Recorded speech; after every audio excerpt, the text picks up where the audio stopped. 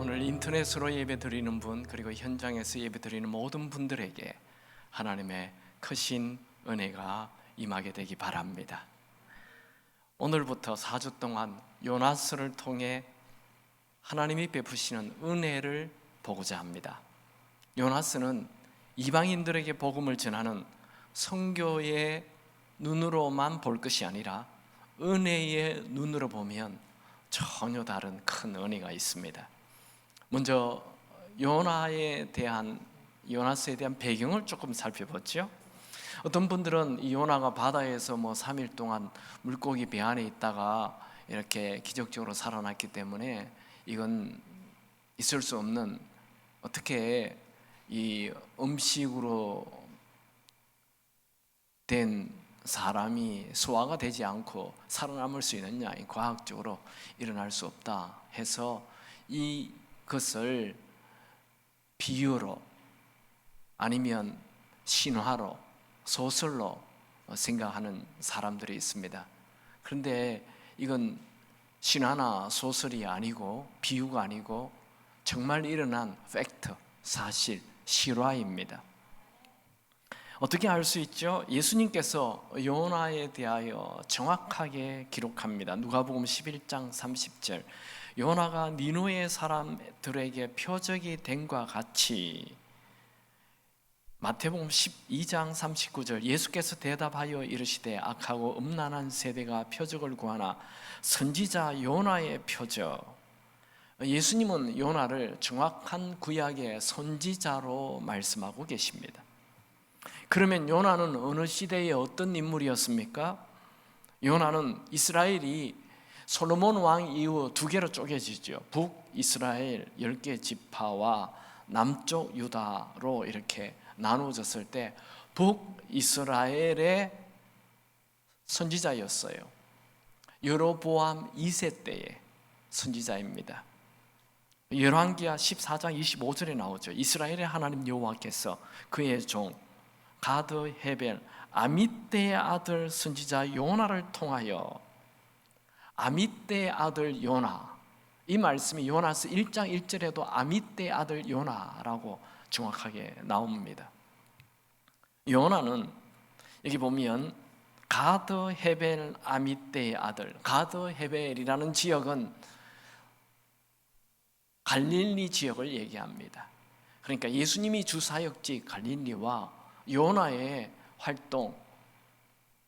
활동하였던 이 가드 헤벨은 똑같은 갈릴리입니다.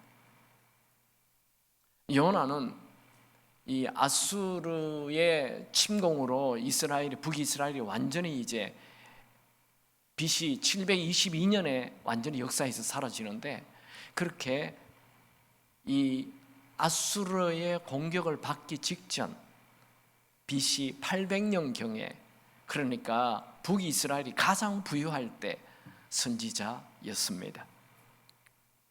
그의 아버지가 아미떼의 아들 요나. 아미떼라는 말은 아멘이라는 어원을 같이 사용하고 있어요. 아멘이라는 것은 하나님의 말씀이 진실로 그러하도다, 진실로 그렇게 될 것을 믿습니다, 이 말이 아멘이죠. 그 아미떼의 아들 요나인 것을 보면 이 요나의 가문이 믿음이 좋았던 가문이라는 것을 알 수 있습니다. 또 요나라는 이름의 뜻은 비둘기라는 뜻을 가지고 있어요. 그러니까 여러분, 비둘기 하면 기억나는 사건이 있습니까? 노아의 홍수 때 그 비둘기가 나가서 살아있는 나뭇잎을 물고 들어오죠. 그래서 이 비둘기는 좋은 소식을 가져오는 사람, 희망을 주는 사람을 상징합니다. 그러니까 아미떼는 자기 아들 요나가 복음을 전하는 자가 되길 원했던 것이죠. 그 부모의 소원대로 요나는 선지자가 되었습니다.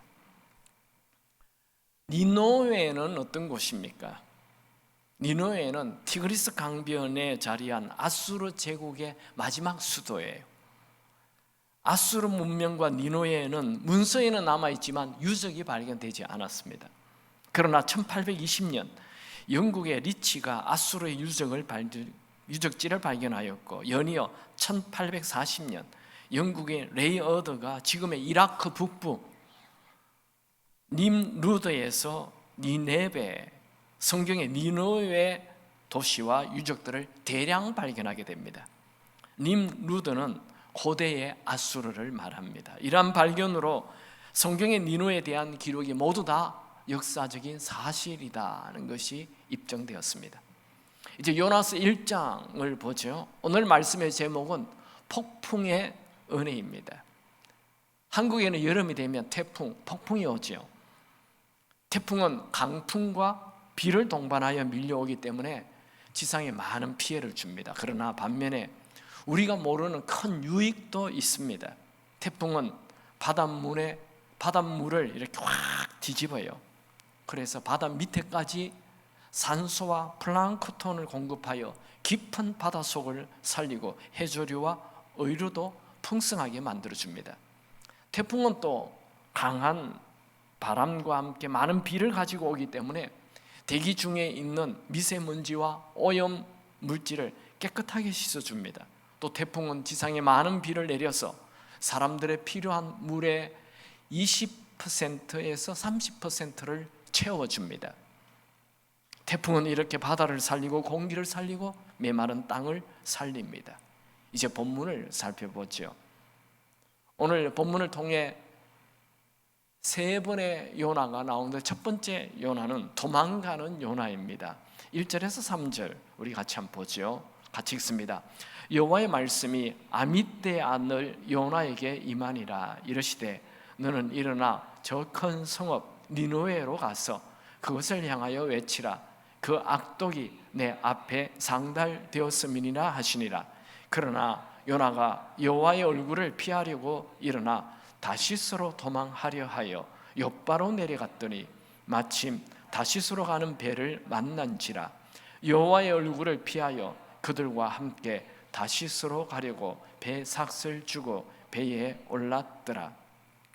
여러분, 우리 하나님 말씀하시는 분이시지요. 하나님은 요나에게 이스라엘의 적국인 아수르의 수도인 니느웨에 가서 너희들의 죄가 가득하니 회개하라고 외치라, 이렇게 말씀하였습니다.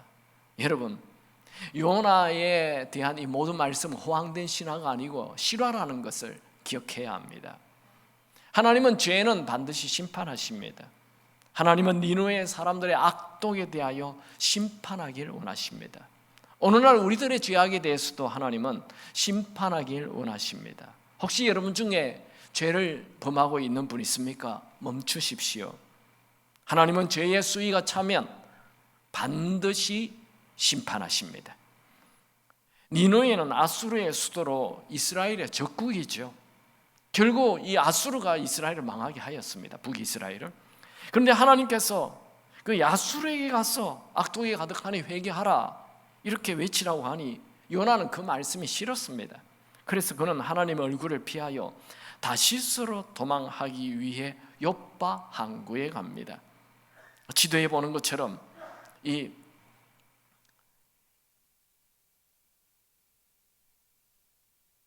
하나님께서 가라고 한 그 니느웨는 이스라엘에서 한 900km 떨어진 동쪽이에요.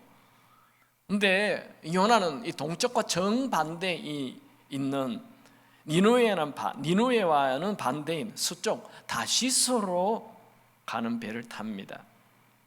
이스라엘에서 다시스까지의 거리는 약 3,000km가 넘습니다. 다시스는 오늘날의 스페인이죠. 요나 당시 사람들은 다시스를 이 서쪽의 끝으로 생각하였습니다. 다시스는 그 당시에 아주 중요한 무역 항구였습니다. 이 이사야가 다시스가 무역의 중심이었고 배가 많았다는 것을 기록하고 있습니다. 이사야 2장 16절 17절에 보면 다시스의 모든 배와 모든 아름다운 조각물에 이 말이니 그날에 자고한 자는 굴복되며 교만한 자는 낮아지고 여호와께서 홀로 높임을 받으실 것이요. 다시스는 굉장히 배가 많았고 굉장히 교만한 도시였습니다.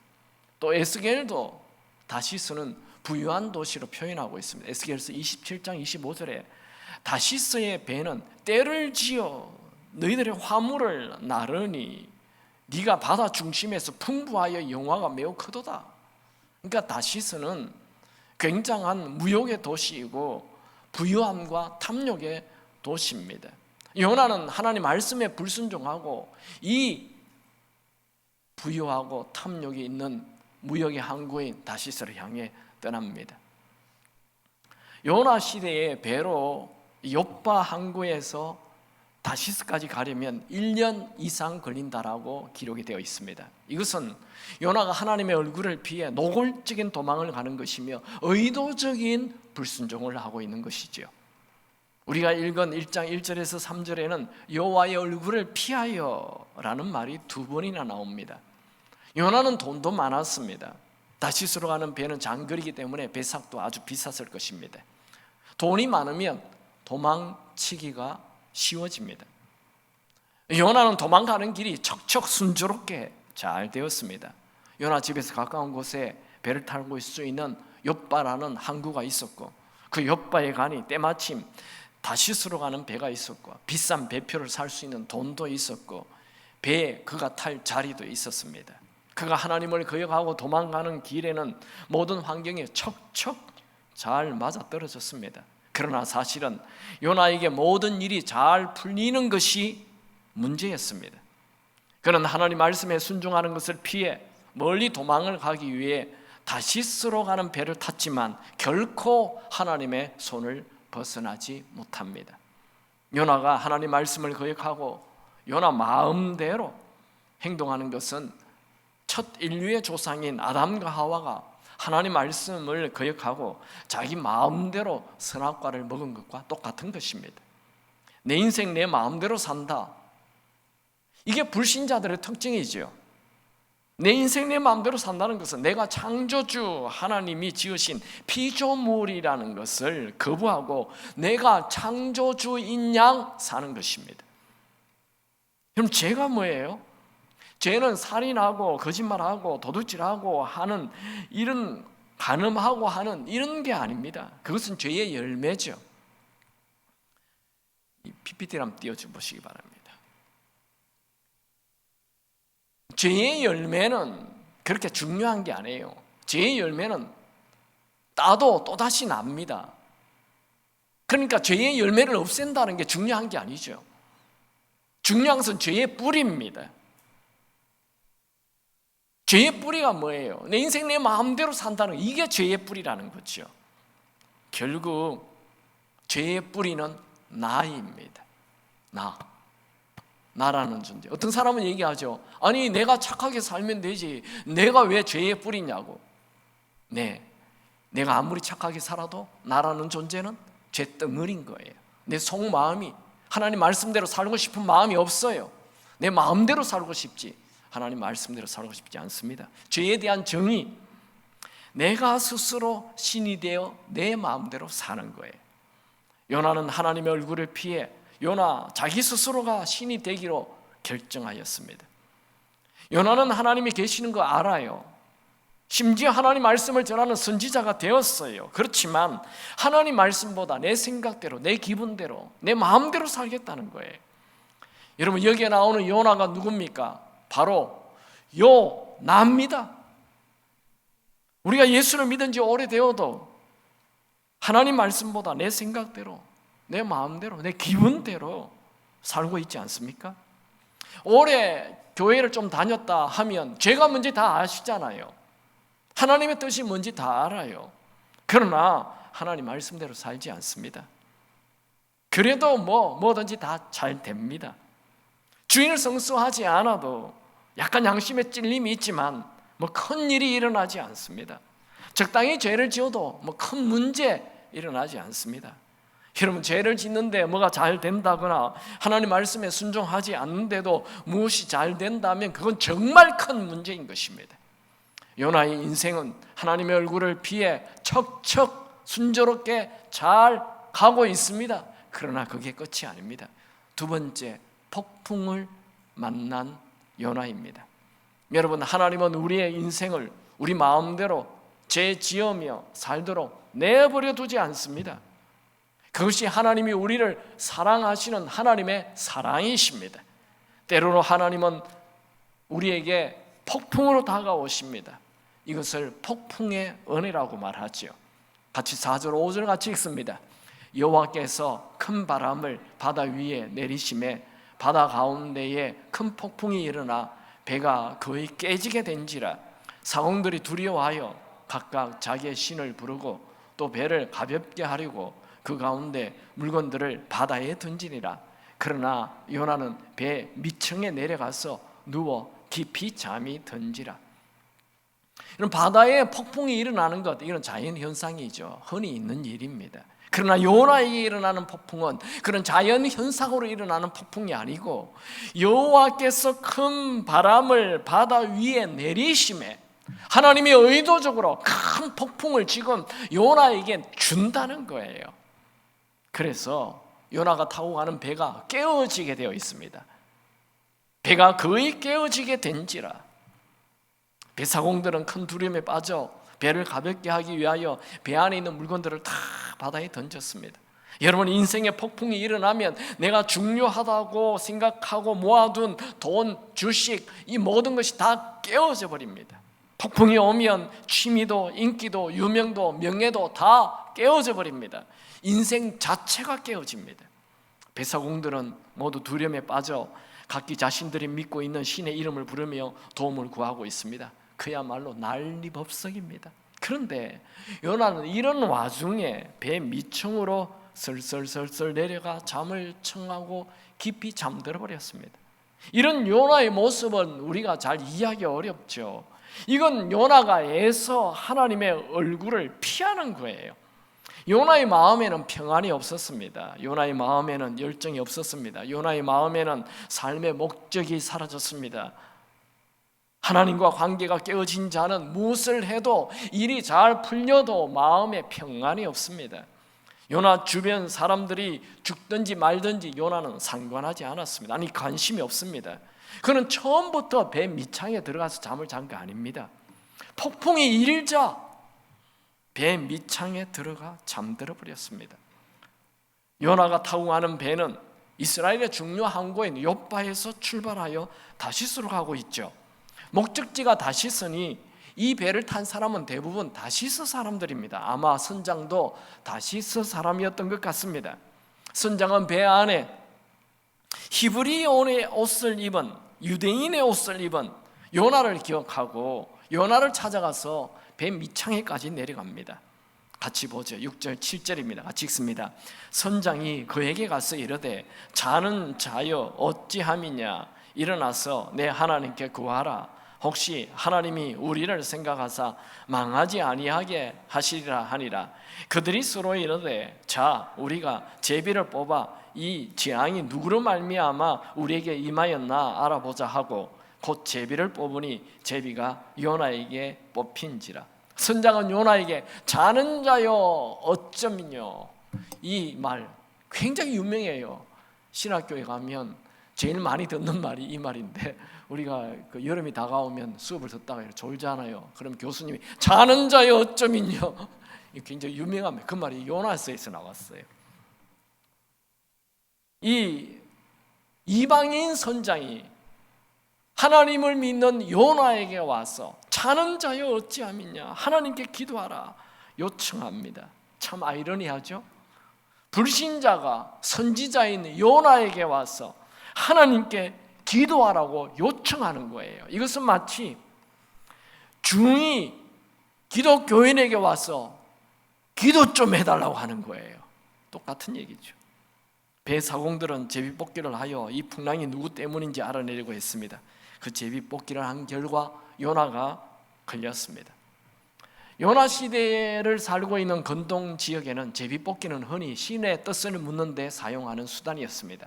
성경에도 제비뽑기는 하나님의 뜻을 물을 때 사용하였죠. 잠언 16장 33절 제비는 사람이 뽑으나 모든 일을 작정하기는 여호와께 있느니라. 구약에는 제비뽑기로 하나님의 뜻을 많이 알아냈습니다. 그런데 신약에서도 사도행전 1장까지는 제비뽑기를 해요. 근데 사도행전 2장부터는 신약의 제비뽑기가 사라져요. 왜 그랬습니까? 사도행전 2장에 성령이 임하자, 성령이 임한 이후 더 이상 제비뽑기 하지 않습니다. 성령께서 모든 것을 가르쳐 주시기 때문입니다. 비사공들은 제비뽑기에 걸린 요나에게 너는 누구냐? 묻죠. 8절에서 10절까지 같이 있습니다. 무리가 그에게 이르되 청하건대 이 재앙이 누구 때문에 우리에게 임하였는가 말하라. 내 생업이 무엇이며 네가 어디서 왔으며 너의 나라가 어디며 어느 민족에 속하였느냐 하니 그가 대답하되 나는 히브리 사람이요 바다와 육지를 지으신 하늘의 하나님 여호와를 경외하는 자로라 하고 자기가 여호와의 얼굴을 피함인 줄을 그들에게 말하였으므로 무리가 알고 심히 두려워하여 이르되 내가 어찌하여 그렇게 행하였느냐 하니라. 요나는 정직하게 자기가 누구인지 알렸습니다. 자신은 바다와 육지를 지으신 온 우주의 창조주이신 하나님을 경외하는 자, 하나님을 두려워하는 자라 말하였습니다. 경외는 두려움을 말하죠. 요나는 자신이 하나님의 얼굴을 피해 도망가고 있다 정직하게 말하였습니다. 요나가 타고 가는 배가 풍랑을 만난 것 하나님의 은혜입니다. 요나가 제비 뽑기에 뽑힌 것 하나님의 은혜입니다. 요나가 하나님을 두려워하기 시작한 것 하나님의 은혜입니다. 하지만 요나는 회개하지 않았습니다. 여러분, 여러분의 삶에 폭풍이 오면 곧바로 내가 주인되어 내 마음대로 사는 삶을 버리고 하나님 앞에 회개하는 지혜가 있게 되기 바랍니다. 회개 없이 폭풍이 사라지지 않습니다. 요나는 나는 하나님을 경외하는 자라 말하였지만 풍랑은 그치지 않습니다. 11절 12절이 있습니다. 바다가 점점 흉흉한지라 무리가 그에게 이르되 우리가 너를 어떻게 하여야 바다가 우리를 위하여 잔잔하겠느냐 하니 그가 대답하되 나를 들어 바다에 던지라. 그리하면 바다가 너희를 위하여 잔잔하리라. 너희가 이 큰 폭풍을 만난 것이 나 때문인 줄을 내가 아노라 하니라. 폭풍이 점점 더 거세지자 요나는 드디어 내가 문제라고 하며 자기를 바다에 던지라 하였습니다. 이것이 폭풍의 은혜입니다. 사람은 좀처럼 깨지지 않습니다. 사람은 좀처럼 모든 문제가 나 때문이라 말하지 않습니다. 사람은 큰 풍랑을 만날 때, 삶이 깨어질 때, 내가 타고 있는 배가 박살이 날 때 비로소 나를 죽이고 하나님 앞에 엎드립니다. 하나님, 내가 문제입니다. 하나님, 내가 죄인입니다. 이렇게 말하는 그 사람에게는 희망이 있습니다. 배사공들은 요나가 자신을 바다에 던지라고 말하자 요나를 얼른 바다에 던지지 않고 오히려 요나를 살리려고 노력하였죠. 13절 그러나 그 사람들이 힘써 노를 저 배를 육지로 돌리고자 하다가 바다가 그들을 향하여 점점 더 흉흉함으로 능히 못한지라. 여러분, 하나님이 일으키신 폭풍은 인간이 노력한다고 해서 사라지는 게 아니에요. 하나님의 은혜가 임해야 합니다. 그러므로 여러분 인생에 폭풍이 일어나면, 문제가 나타나면 그 문제를 해결하려고 이리저리 뛰어다니지 말고 하나님과의 관계를 해결하시기 바랍니다. 아프리카의 어떤 선교사님이 이제 아프리카에 가자마자 차를 타고 같이 가는데 갑자기 막 비가 쏟아지는 거예요. 그러니까 가는 길이 물에 잠겨버렸어요. 그래서 선교사님이 내려가서 막 물을 퍼내고 해도 이렇게 길이 다시 보이지 않아요. 그때 같이 타고 가던 원주민이 막 웃어요. 그러더니 원주민이 막대기를 하나 들고 다녀요. 그가 그 막대기를 이렇게 뭘 찾더니 거기를 막대기를 쑤셔 넣으니까 금방 물이 빠지고 그냥 길이 나타났어요. 여러분, 우리에게 길이 보이지 않을 때 내가 아무리 노력해도 길이 안 나타납니다. 그런데 하나님과의 관계를 해결하면 금방 길이 나타나는 것입니다. 항상 우리 인생의 모든 것은 하나님 손에 달려 있습니다. 나의 미래는 나의 능력에 달려 있지 않습니다. 나의 미래는 하나님 손에 달려 있습니다. 세 번째, 바다에 던져지는 요나입니다. 결국 뱃사람들은 하나님께 기도한 후 이 요나를 죽이더라도 자기들을 벌하지 말라고 하면서 요나를 바다에 던지죠. 같이 볼까요? 14절 15절 같이 읽습니다. 무리가 여호와께 부르짖어 이르되 여호와여 구하고 구하오니 이 사람의 생명 때문에 우리를 멸망시키지 마옵소서. 무지한 피를 우리에게 돌리지 마옵소서. 주 여호와께서는 주의 뜻대로 행하심이니이다 하고 요나를 들어 바다에 던짐에 바다가 뛰노는 것이 곧 그친지라. 배사공들이 요나를 바다에 던지자 풍랑이 멈추고 잔잔해졌어요. 배사공들과 배 안에 있는 사람들 크게 놀랐습니다. 그들은 하나님을 두려워합니다. 16절에 같이 있습니다.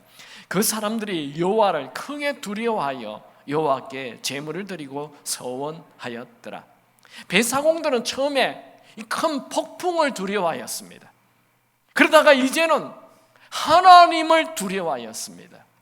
큰 폭풍은 배 안에 있는 모든 사람들을 하나님을 향한 경외심을 가지게 하였죠.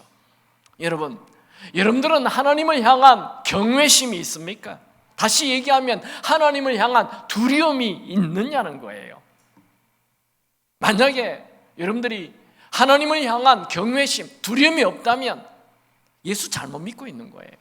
우리가 하나님의 사랑을 너무 많이 얘기를 듣기 때문에 하나님을 향한 두려움이 사라져 버렸어요.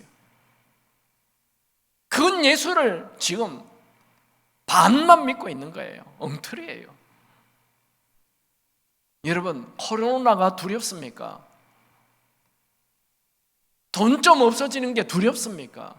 건강에 문제 생긴 게 두렵습니까? 하나님을 두려워하시기 바랍니다. 배사공들은 이방인들인데 큰 풍랑을 통해서 요나가 믿고 있는 하나님을 부르기 시작했어요. 1장 14절 15절 이방인들이 여호와라는 이름을 3번 부르고 16절에는 결론적으로 여호와를 두려워하고 여호와께 예배를 드렸어요. 큰 폭풍은 배사공들의 입으로 여호와 하나님을 찾게 만들었습니다. 유대인들의 전승인 미드라시라는 책에는 이 배사람들이 다시스로 가는 배를 돌려서 이스라엘을 향해 다시 욥바로 돌아와서 이방인으로 여호와 하나님을 믿는 자가 되었다라고 기록이 되어 있습니다. 그러나 이것은 성경에 나오지 않는 말이니 믿을 수 없지만 어쨌든 배사공들이 이 일로 큰 변화를 가진 것은 분명합니다. 요나서 1장은 요나가 바다에 던져지는 것으로 끝이 납니다. 우리 성경에는 1장 17절이 더 있지만 이 원래 히브리 히브리의 마소라 사본 거기에는 1장이 16절로 끝이 나고 1장 17절은 2장으로 넘어갑니다. 여러분, 내가 죽으면 은혜가 기다리고 있습니다. 여러분, 우리가 오늘 본 요나서 1장은 폭풍이 요나의 불순종에 대한 하나님의 형벌로 생각하기 쉽습니다. 그러나 그 폭풍은 하나님의 형벌이 아니라 하나님의 은혜입니다. 이것을 폭풍의 은혜라고 말합니다. 말씀 끝입니다. 너무 좀 아쉽죠?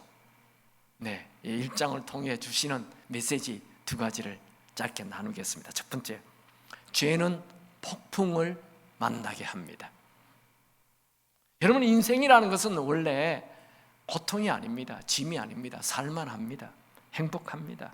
하나님은 온 우주 만물을 만드시고 보시기에 좋았다라고 하셨고 사람을 만드신 이후에도 보시기에 좋았다고 하셨죠. 인생이란 원래 하나님 보시기에 좋은 것입니다. 다윗은 시편 8편에서 인생은 아름답다라고 말합니다. 시편 8편 1절 8편 9절 여호와 우리 주여 주의 이름이 온 땅에 어찌 그리 아름다운지요. 여호와 우리 주여 주의 이름이 온 땅에 어찌 그리 아름다운지요. 솔로몬도 인생이란 하나님이 때를 따라 아름답게 하셨다, 전도서 3장 11절에 고백하였습니다. 그런데 죄를 지으면 이 아름다운 인생, 이 행복한 인생이 고통스러운 것으로 바뀝니다. 아담과 하와가 죄를 범하자 하나님께서 만드신 에덴 동산에서 쫓겨나고 가시와 은근키가 나는 고통스러운 삶을 살게 되었죠. 야곱이 아버지 속이고 형님 속이고 죄를 범하자 그가 형님을 피하여 외삼촌 집 라반의 집에 가서 외롭게 20년을 살았어요. 도망자의 삶을 산 것이죠. 다윗이 16세에 사무엘에게 기름 부음 받고 30세에 왕이 되었잖아요. 그가 왕이 되어서 참 나라를 잘 다스렸어요. 한 20년 동안 얼마나 나라를 다스렸는지 몰라요. 정말 선왕으로 기록이 되어 있죠. 그런데 그가 우리아의 아내를 범하자 그날로부터 그의 인생에 큰 폭풍이 밀려와요. 죄는 인생에 폭풍을 가져다 줍니다. 죄는 달콤합니다. 죄는 순간의 즐거움이 있습니다. 그런데 폭풍을 가져다 줍니다. 그렇다고 모든 폭풍은 다 죄 때문이다 그렇게 말하면 안 되죠. 자연현상도 있습니다. 그러나 우리는 죄를 지으면 반드시 인생에 폭풍이 온다는 걸 알아야 합니다. 죄는 우리의 인생의 비전을 녹슬게 하고 우리 인생 자체를 낭비하게 만듭니다. 요나는 하나님에게 큰 비전을 받았지만 불순종하는 죄, 그래서 다시스로 도망을 갔죠. 그것은 시간 낭비였고 돈 낭비였고 그의 인생 낭비였습니다. 하지만 겉으로 보기에는 모든 것이 순조로워 보였습니다. 그러나 실상은 그가 하나님을 피하고 이스라엘 사람들을 피하고 배 안에 있는 모든 사람을 피하는 삶을 살았죠. 그에게는 평안도 기쁨도 열정도 비전도 없었습니다. 그를 기다리고 있는 것은 큰 폭풍이었습니다. 두 번째로 폭풍의 은혜가 있습니다. 우리는 모두 다 죄인입니다. 죄 안 짓는 사람 이 세상에 아무도 없습니다. 크고 작은 죄를 다 짓습니다. 죄로 끝이 아니에요. 하나님은 죄 짓는 우리에게 폭풍의 은혜를 주십니다. 요나가 아무리 멀리 도망쳐도 그는 하나님 손 안에 있습니다. 요나는 자기 생각과 자기 주관이 아주 강한 사람입니다. 그는 자기 마음대로 살려고 배를 탔다가 큰 폭풍을 만났죠. 이것이 바로 요나를 버리지 않고 다시 쓰시기를 원하시는 폭풍의 은혜입니다. 여러분, 내 인생에 일어나는 모든 폭풍은 나를 망하게 하기 위한 폭풍이 아니라 나를 살리시기 위한 폭풍의 은혜입니다. C.S. 루이스는 이렇게 말하였죠. 평상시에는 하나님은 우리에게 속삭입니다. 그러나 우리가 고통의 순간을 통과할 때는 확성기를 들고 말씀하십니다. 여러분, 인생에 폭풍이 나타났습니까? 인생을 송두리째 바꾸는 끔찍한 사건이 일어났습니까? 내가 감당할 수 없는 질병이 생겼습니까? 자녀에게 큰 문제가 일어났습니까? 재정이 바닥이 났습니까? 직장에 어려움이 생겼습니까? 인간관계가 깨어졌습니까? 가장 소중한 것을 잃어버렸습니까? 낙심하지 마십시오. 절망하지 마십시오. 그때가 내가 죽을 때입니다. 그때가 하나님을 붙잡을 때입니다. 폭풍은 하나님을 붙잡게 합니다. 폭풍은 하나님을 만나게 합니다. 하나님이 주시는 폭풍은 결코 헛되지 않습니다. 연금술사로 유명해진 파울로 코엘로는 그는 예수도 믿지 않는데 이런 말을 하였습니다. Sometimes the wrong train can take us to the right place. 잘못된 기차가 때론 나를 올바른 길로 인도한다. 그가 말하는 잘못된 기차는 바로 폭풍입니다. 그 폭풍이 올바른 길로 가게 한다 말하였습니다. 맞습니다. 폭풍은 망하게 하는 것이 아니고 하나님을 만나게 해줍니다. 메시지 성경에 마태복음 5장 4절을 이렇게 번역하였습니다. 가장 소중한 것을 잃었다고 느끼는 너희는 복이 있다. 그때에야 너희는 가장 소중한 분의 품에 안길 수 있다. 여러분, 한번 교회에 나온 사람 조사해 보십시오. 부모 때부터 이렇게 윗대로부터 모태신앙으로 예수 믿은 사람 빼고 예수를 믿게 된 사람을 조사해 보면 대부분 인생의 폭풍을 만난 자들이에요. 인생 폭풍을 만나서 하나님을 붙잡게 되는 큰 축복을 누리게 되죠. 여러분, 폭풍을 만났습니까? 어떤 폭풍이든 폭풍에는 반드시 폭풍의 은혜가 있습니다. 여러분, 성경에는 요나가 여호와의 낯을 피하여 도망을 갔다 이렇게 되어 있죠. 이게 여호와의 낯, 여호와의 얼굴, 이것은 성경에 은혜, 하나님 베푸시는 은혜라는 것이 상징이죠. 하나님의 얼굴은 하나님의 은혜예요. 민수기 6장 25절에 보면 여호와의 얼굴을 내게 비추사 은혜 베푸시기를 원하시며, 하나님의 낯은 지금 요나가 하나님의 낯을 얼굴을 피해 도망간다, 이것은 하나님의 은혜를 거절한다, 이런 말입니다. 그는 의도적으로 불순종의 길을 가고 있어요. 은혜를 포기하는 거죠. 그러나 하나님은 요나에게 폭풍의 은혜로 다가오십니다. 폭풍의 은혜는 불순종의 길을 가는 사람을 순종의 길로 가게 만들어줍니다. 폭풍의 은혜는 고집과 교만을 죽게 만듭니다. 대신 폭풍의 은혜는 사명을 회복시키고 열정을 회복시켜 줍니다.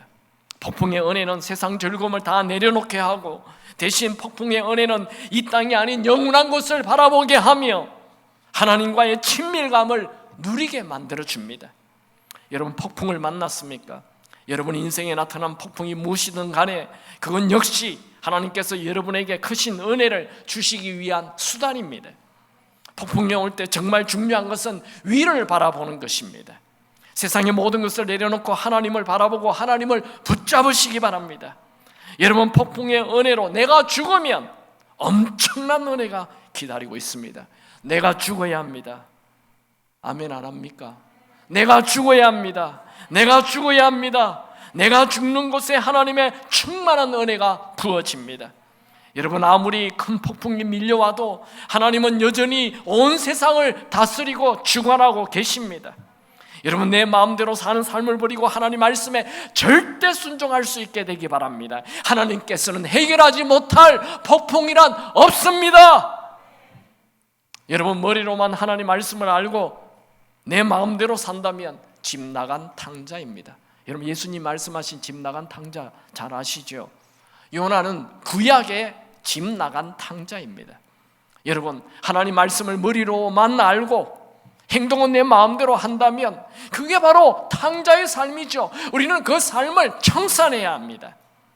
하나님은 여러분이 하나님의 품에 안겨 잔치하는 인생 살기를 원하십니다. 하나님은 하나님을 떠난 자에게 폭풍을 일으켜서라도 하나님께 돌아오길 원하십니다. 여러분, 매일 아버지 품에 안겨 말씀대로 사는 은혜의 인생 되시길 축원합니다. 한 형제의 간증을 읽겠습니다. 저희 아버지는 청년 때 전도를 받아 신앙생활을 하시던 중에 독실한 불교 신자인 어머니를 만나 결혼한 후 믿음을 버리고 술과 담배로 시간을 보내게 되었습니다. 1989년 5월, 당시 제가 20살 때 49세였던 아버지는 갑자기 배가 아파 충남대학병원에 정밀검진을 통해 췌장암 말기 판정을 받았습니다. 의술로서는 아무것도 할 수 없다고 말하였고 6개월 정도 살 수 있다는 통보를 받고 항암 1차를 한 이후 집으로 오셨습니다. 온 가족이 폭풍 속으로 빠져 들어갔습니다. 시리에 빠진 아버지는 권사님 믿은 고모가 찾아와서 복음을 전하자 다시 하나님을 믿었습니다. 하나님을 붙잡았습니다. 독실한 불교 신자였던 어머니와 평소 교회에 대해서 부정적이었던 자녀들, 그리고 나도 지푸라기라도 잡는 마음으로 갈급한 심정으로 교회라는 곳에 처음 가게 되었습니다. 얼마 지나지 않아 아버지와 어머니는 부흥회에 참석하게 되었습니다. 그 부흥회에서 아버지는 놀라운 체험을 하게 됩니다. 당시 몸무게가 42kg로 앉을 수도 없을 정도로 몸이 말라 벽에 기대어 있는 아버지의 기도는 딱 하나였습니다. 하나님 살려주세요. 하나님 고쳐주세요. 간절히 기도하였습니다. 그렇게 눈을 감고 기도하고 있는데 갑자기 빨간 불이 나타났습니다. 그 불이 온 몸을 지나갔습니다. 그렇게 3번 온 몸에 뜨거운 불이 통과하였습니다. 얼마나 뜨거웠던지 소리를 지르고 눈을 뜨자 그 불이 사라졌습니다.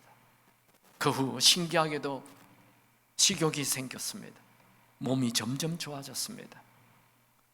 나중에 병원에 가서 약의 처방을 받기 위해 충남대학병원을 찾아갔습니다.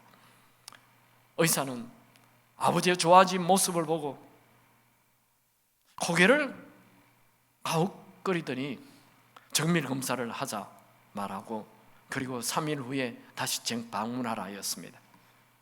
의사가 3일 후에 재방문하였을 때 췌장암이 완전히 사라졌다고 말하였습니다. 의사는 도대체 무슨 일을 하였느냐 물었습니다. 아버지는 그간의 일을 쭉 설명하였습니다.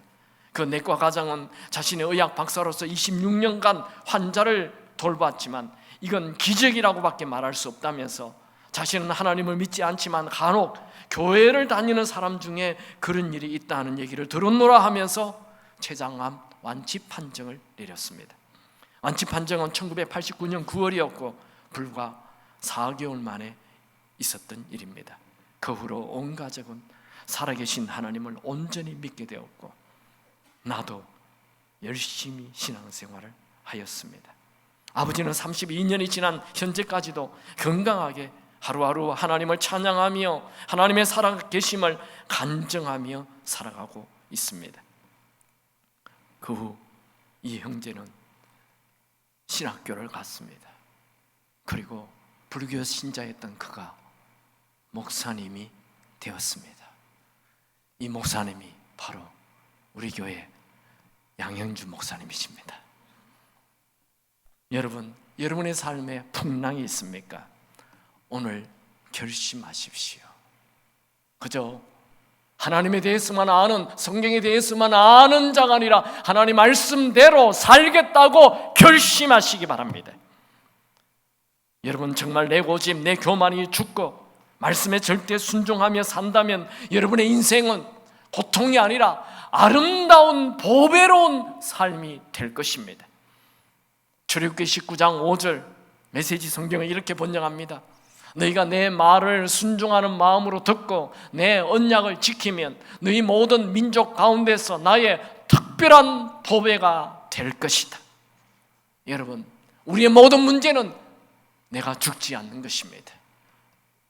내가 여전히 내 고집대로 내 마음대로 살려고 하는 내가 살아있는 것이 문제입니다. 내가 죽어야 합니다. 내가 죽고 내 안에 예수가 살아야 합니다. 아멘이십니까? 제가 오늘 교회 가서 집회를 하고 내가 죽어야 한다고 설교를 하였는데 설교 이후에 같이 식사를 하면서 그 한 권사님이 얘기합니다. 목사님, 저는 불사조입니다. 갑자기 왜 불사조 얘기가 나오는지 몰랐습니다.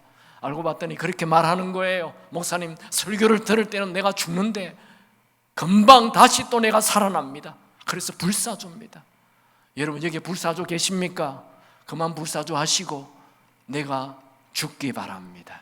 내가 죽으면 인생이 고통이 아니라 인생은 춤추는 인생이 됩니다. 찬양하지요.